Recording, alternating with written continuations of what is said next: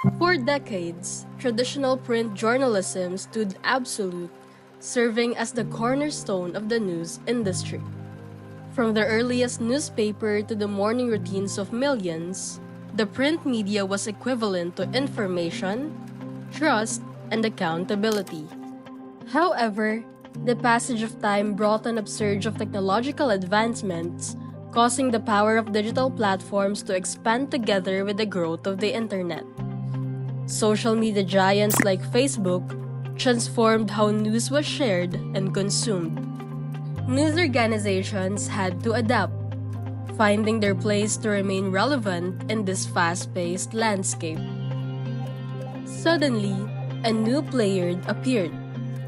TikTok, an application known for its entertaining content and viral trends, has developed into a platform for information and news dissemination. Now, this yet another adaptation poses a unique set of challenges. In this entertainment-driven platform, how can these news organizations innovate, and what implications does this have for the future of journalism?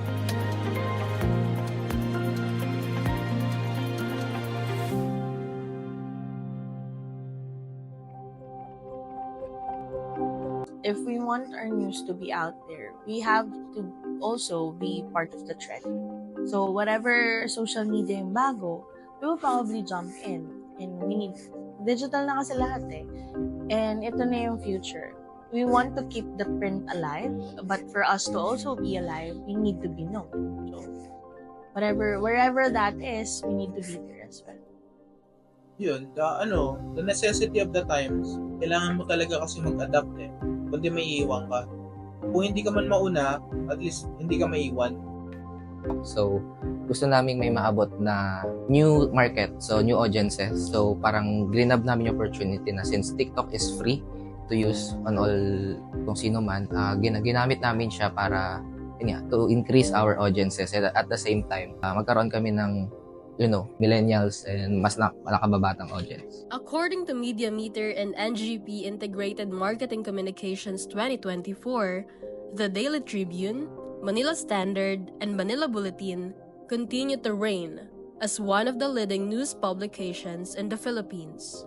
Having grown accustomed to textual content, they must now adapt to visual storytelling as a crucial tool for effectively disseminating news.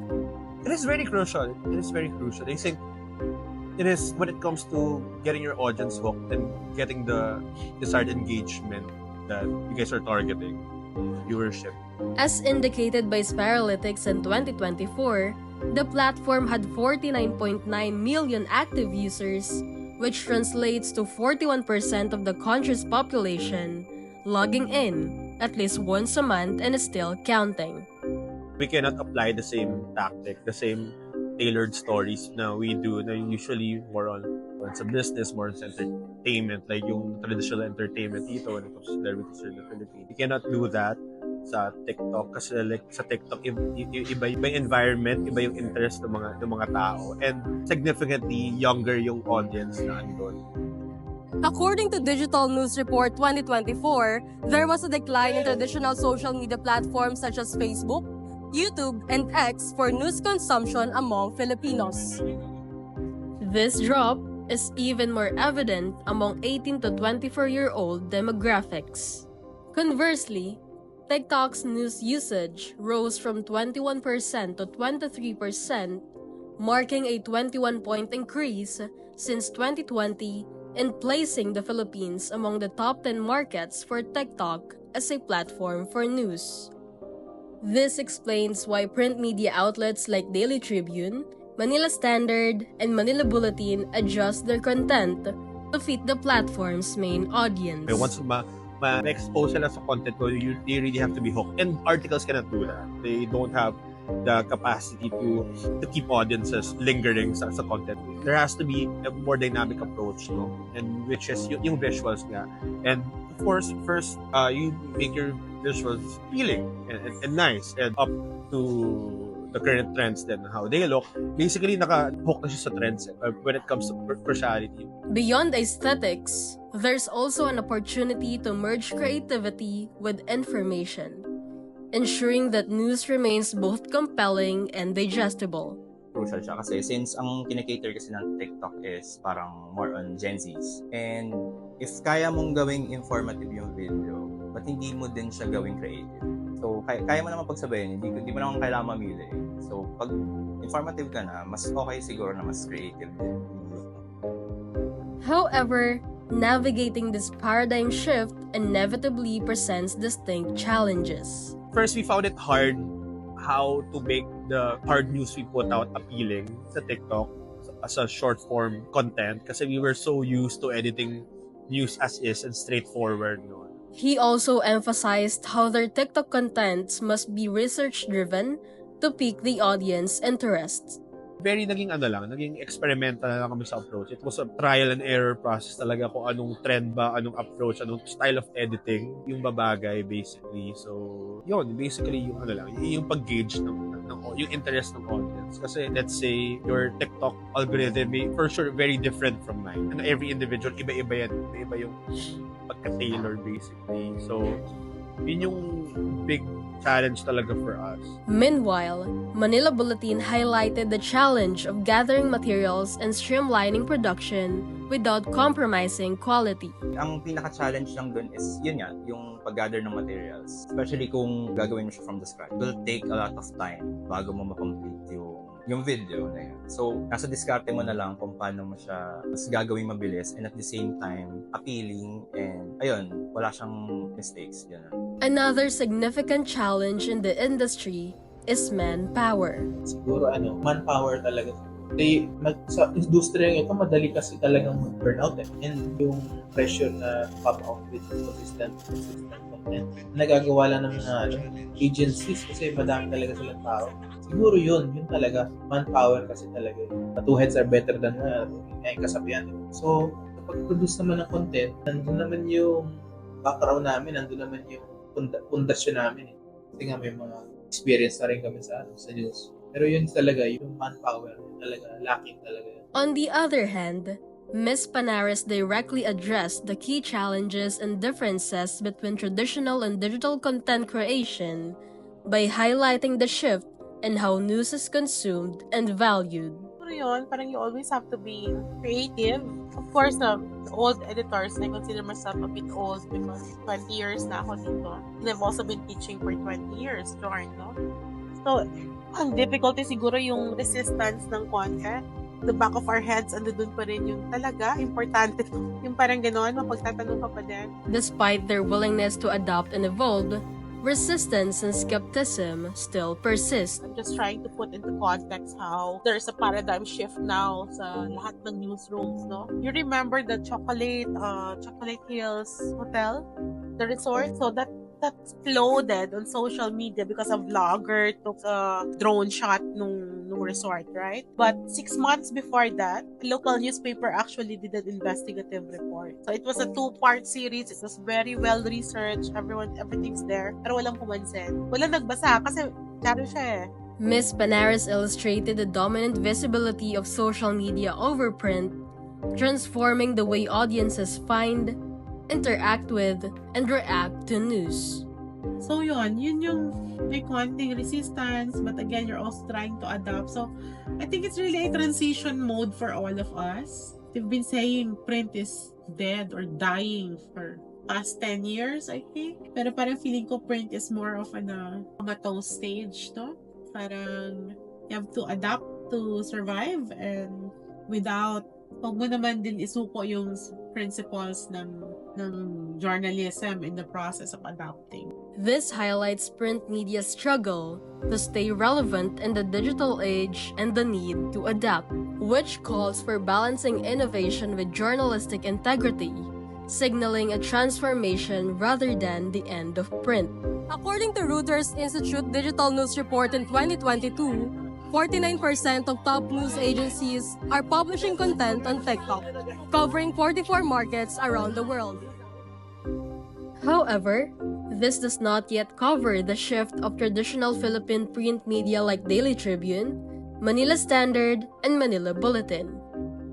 Since the platform relies on visuals, These news entities must strategically adapt their approaches to meet this demand. For TikTok, we review how our audience engage with our contents. So we did a test first. Now we were trying to push out all the videos because we started from last year, July at 8,300 followers. Now we are at 36,800. We were able to grow it organically without boosting. But it's mostly because of the strategy of thinking what's trending now, how are viewers reacting to the videos, kasi nakikita namin, sinasabi nila, bakit nandito pa yan? Hindi naman yan kailangan i-post. So we look at the sentiments as well as the trends. That's how we choose our contents. Building a strong presence on TikTok goes beyond simply meeting set criteria for virality.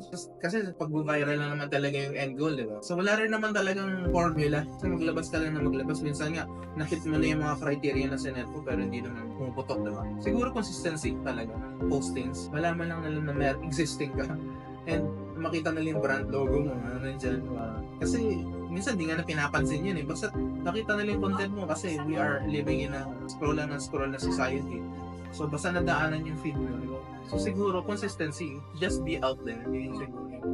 Furthermore, these approaches require a process of experimentation. Trial and error. Ayun. So, meron kaming trial and error para ma-make sure lang namin if gagana ba to sa mismong araw na to. Or if not, pwede namin siyang i-re-upload ulit. So, parang doon namin siya nasusukat if ever, pasok siya sa trends or hindi. But how do they achieve success on the platform by effectively navigating TikTok's algorithm and staying on top of trends? So dito kasi meron kaming weekly meetings para check yung trends, kung ano yung pumapatok sa masa ngayon, especially on news. Apart from monitoring, the Daily Tribune emphasized the need for ensuring accuracy and accountability as a crucial responsibility. I think not just with TikTok, but it's part of our monitoring actually. Ang pinaka-strict na monitoring across social media platforms is the topics about elections, social issues, financial, yung mga loans, banks. And I get it. Kasi as a media org, you have to be responsible and accountable of the contents that you put out there. Kasi, again, even na meron ng social media, you're still a credible source as a established media.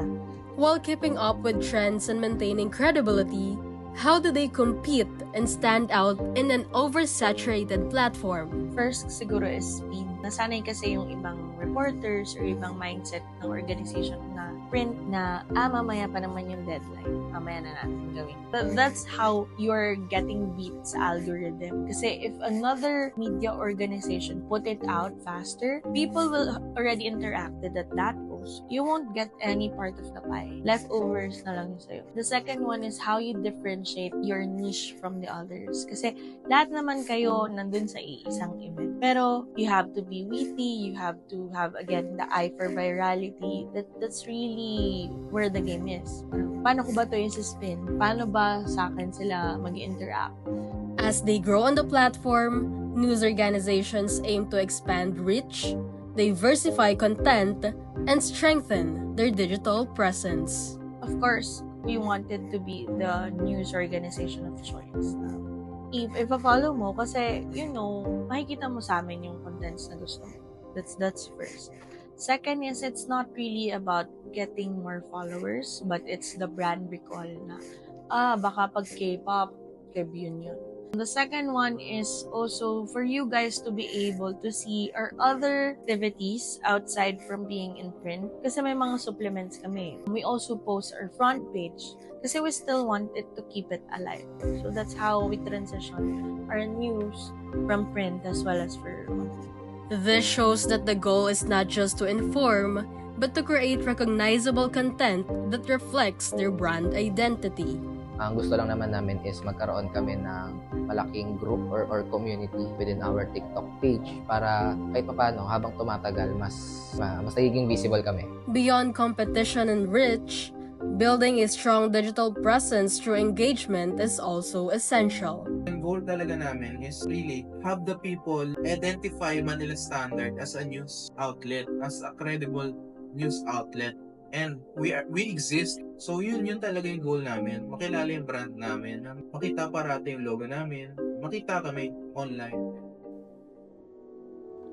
As we explore how these print media entities adapt, we asked reputable creators who have already made their mark on the platform to give a more substantial perspective. So I saw the influencers doing this information campaigns, being out there, being themselves. And then I asked myself, in the middle of the pandemic, in the middle of the threat and franchise, what are we journalists not doing that the influencers are doing? And then I realized that us traditional journalists are not being out there, if you know what I mean. We are not being ourselves. We are not that reachable. This generation, the generation that's using TikTok, they're looking for people that they could trust, looking for authentic connections and that community that they could be themselves. So that's what drove me to TikTok. Ms. Jackie Manabat is an award-winning journalist and one of the pioneers of digital journalism in the Philippines. She was the first in Southeast Asia to use TikTok's vertical infotainment format, making news more accessible and engaging. So I considered that time digital journalism is another tentacle of storytelling. It's another type of news. So it's more of like pulling the audiences that the traditional journalism lost through the digital tools that are applicable. But what's more emphasized in my career now is digital journalism because I want to reach out to the young audience like you on how to consume the news and the information you see online and how to be better content creators because I see a future of storytellers and there's a lot of potential there for misinformation and disinformation, and on the other hand, this gives me hope that future storytellers will be more responsible and ethical online. While Ms. Manabat saw an opportunity for TikTok as an extension of journalism, Mr. Raymore Cuevas, a food and science technology graduate from the University of the Philippines and ambassador for the UN Development Program and Earth Journalism Network,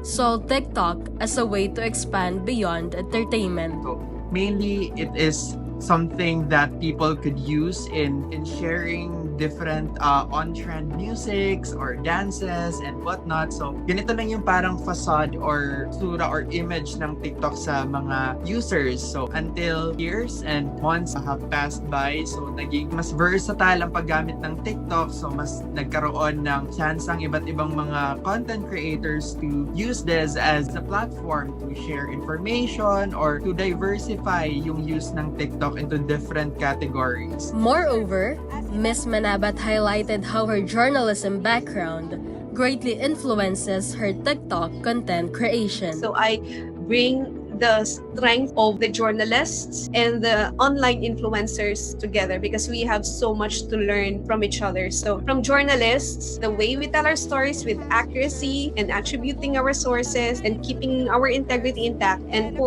as a creator in connecting with our audience, building that community and that charisma of just being yourself. So I think if you put that together, you will be an effective communicator online. But again, please, huwag kayong makulong dun sa thought of, kailangan effective tong content na to, effective tong hook na to so I could get more followers. Huwag kayong makulong doon because there will come a time that the community will appreciate the content you put out online if they know that you're authentic, you're genuine, and you are doing this to make their lives better. She underscored how crucial it is for print organizations to embrace this shift and embrace it as a tool to inform its audiences. For the print media, it doesn't demean or it doesn't bring down or it doesn't dumb down your audience if you jump into this kind of platforms. It gives you a wider reach, right? So as I've been telling in my talks, in my workshops with newsrooms and student journalists, that we have to be where the audience is. We have to be where the battle is. Now the people are there. Should we abandon them there? Meanwhile, Mr. Cuevas emphasized the importance of consistency and helping audiences recognize their brand identity. Always stay consistent sa mga bagay-bagay. Kung mayroon kang isang theme na content na ginagawa, kailangan ganyan yung gagawin mo para mas siguro mas mabilis ang engagement or magkaroon ka ng branding. As storytelling evolves, journalism adapts. Ms. Jackie Manabat provided insights for print media to stay relevant. Well, the way we tell our stories will change, will always change. There will be new tools coming, but those who master these tools and use them in the right way will survive. Because in this industry, I'm not going to sweeten the words here. We're looking at a bleak future, shrinking newsrooms, not just here in the Philippines, but globally. So how do we address the communication crisis? Is that we use these tools in the right way. We have to be the masters of these tools to survive this industry and for democracy to work. The future of digital content will continue to grow, finding innovative ways to keep us connected, informed, and entertained. And TikTok will remain a key platform for reaching a wider audience. But what does this mean for the future of journalism? It's always going to be there, but it's going to be challenging for journalism, especially on the rapid rise of AI now. Yung veil between what's computer generated and what is real is getting thin because of AI. And some people are fearing that they might lose their jobs sa AI. I'll tell you a little story. Ang College of Mass Comm sa UP, we just renamed our college. So it's no longer named Mass Communication. It's now College of Media and Communication. Kasi the way we consume media now, it's actually not mass comm. You consume it sa sarili ninyong phones, diba? It's actually very personal. The algorithm makes it very curated. I think all the more that we need journalists who are able to tell stories that are truthful, pero kaya rin siyang gawin creatively. Siguro mas challenging, mas mahirap, and you really have to upskill. Not to mention the fact you have AI threatening our jobs, no? But some jobs, not all. As media evolves with AI and personalized content, journalists must uphold truth and creativity while embracing opportunities amid challenges. Well, for the future of journalism, very challenging siya. Nakakatakot. Kasi, as we all know, yun nga, in this digital age, medyo halos lahat na ng tao pwede na nilang tawagin sarili nila as journalist. Syempre, kung titingin ka sa social media, nakita mo nga na tama ba to? Pag magre-research ka, saan ka tutungo nga? Sa mga printed pa rin. So, babalik ka doon. Kasi, sino ba naman ang mga sumulat nun? Of course, professionals din. No matter the platform is print, TV, or social media, reliable journalism will surely survive. It will still be alive, to be honest. Still gonna be out there. Different channels lang siguro. As well as for print, it's still gonna be on social media or whatever next innovation that there will be. Different lang siguro yung magiging strategy. Still gonna be alive because people still need to know news. Well, future of journalism. Safe pa rin yung future ng mga journalists. Kasi madami pang may interest sa journalism. From the printing press to radio, TV, until now online, news has and information has adapted. So malamang kahit ano pang form yan, magsusurvive talaga journalism. As we adapt to these shifts in media, it's clear that the core need for information will remain, and the demand for skilled journalists is stronger than ever. From print to TikTok and beyond, the survival of journalism lies in the ability to adapt to new platforms while staying true to its core values, providing credible, fact-checked, and engaging stories. The role of journalists is evolving, but the need for truth will keep it moving. One thing is clear. The future of journalism relies not only on coping with technology, but also on forging a balance, where the values of the past meet the potential of the future.